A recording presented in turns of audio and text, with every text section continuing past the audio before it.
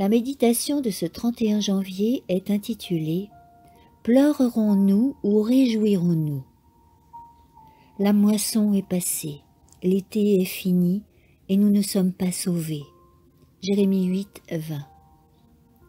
Je prie nos membres d'Église de ne pas négliger les signes des temps qui nous disent si clairement que la fin est proche.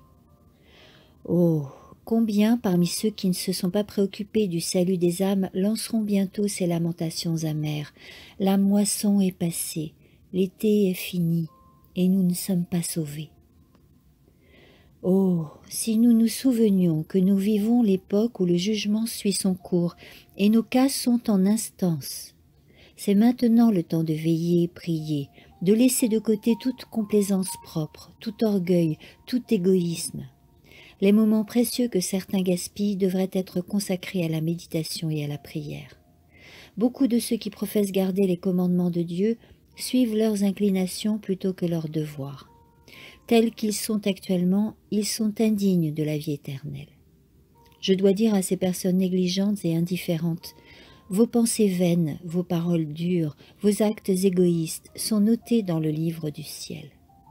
Les anges qui furent présents lors de l'orgie de Belshazzar sont à vos côtés tandis que vous déshonorez votre Rédempteur. Ils s'éloignent tristement, affligés que vous le crucifiez à nouveau de cette manière et que vous l'exposiez à la honte publique.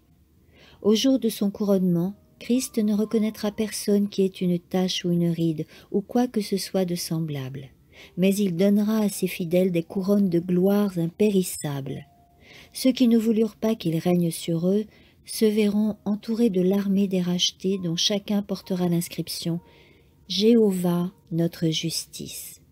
Ils verront ce front, une fois ceint d'une couronne d'épines, couronné maintenant d'un diadème de gloire.